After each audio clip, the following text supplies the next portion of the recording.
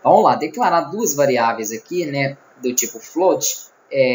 A do metálico vai começar em 0, porque geralmente as propriedades lá começam em 0, e aqui do smooth ele começa com meio, e ambos vão de 0 a 1.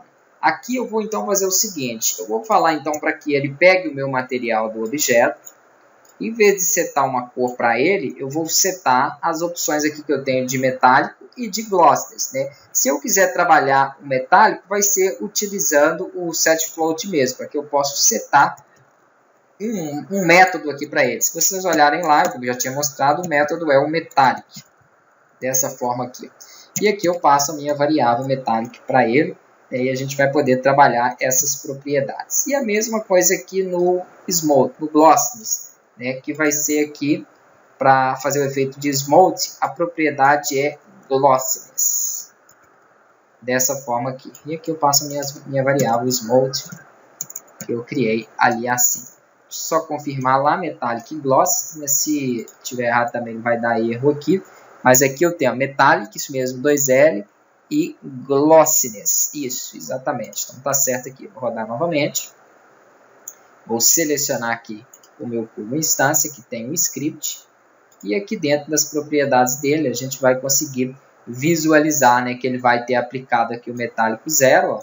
Vou ter que desativar algumas propriedades ali, porque senão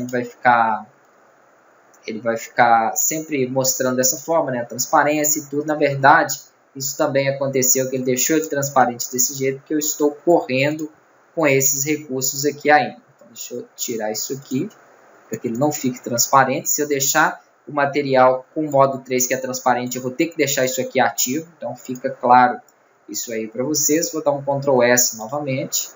E vou iniciar ele, porque senão ele vai dar transparência e a gente não vai conseguir entender bem o brilho, não vai conseguir entender bem o smoothness que foi feito. Agora sim, então aqui eu consigo visualizar que o meu material ele tem 0 de metálico, né, e o smoothness dele aqui está em 0,5. Então, um valor fixo. Eu não permiti, na verdade, que eu alterasse isso aqui de forma dinâmica ali. Então, eu posso também fazer isso aí para que eu possa modificar. Aqui ele começou em meio, sempre ficou em meio aí, e aqui em 0. Se eu verificar isso antes de rodar, eu posso mexer. Então, tenho aqui o meu cubo selecionado, eu tenho a opção aqui de smoothness dele, ó.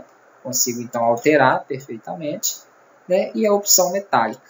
Beleza, na hora que eu mandar rodar aqui, vamos iniciar, ele vai então ter pego esse meu material e ter aplicado aquilo que foi especificado ali, que é 0,5.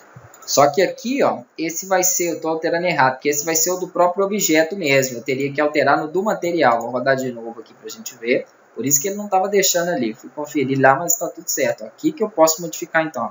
Estou mexendo no brilho dele e aqui na opção metálica dele também. Então aqui eu consigo modificar. Esse outro não vou conseguir justamente porque ele fica travado, né, uma vez que eu estou já passando essas propriedades e utilizando elas aqui. Então, o padrão ele vai começar com o valor especificado lá, mas aqui eu consigo trabalhar e ajustar isso. Bem como a cor, né, porque eu também tenho essa variável ali, ou então conseguiria modificar ela perfeitamente, e ele vai se adequando a essas propriedades.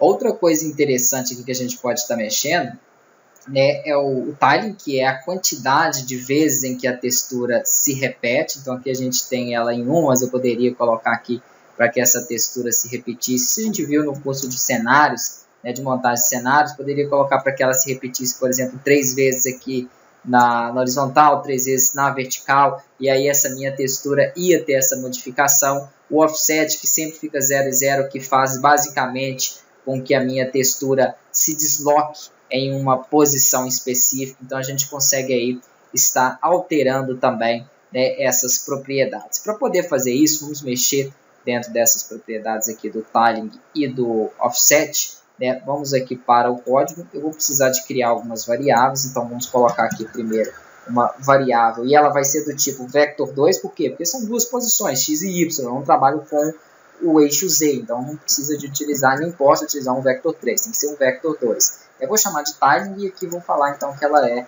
uma variável do tipo vector2, e como essa vai tratar o tiling, eu vou colocar aqui a posição 1 e 1 dela, que são os dois valores padrões. A mesma coisa para a outra, só que a outra recebe 0 e 0, né? Eu vou chamar ela aqui de offset, beleza. E o offset vai iniciar o vetor em 0 e 0. Na próxima aula, então, nós vamos chamar aqui as propriedades para poder passar valores tanto para o timing, que é a repetição da textura, e o offset, que é o deslocamento dela.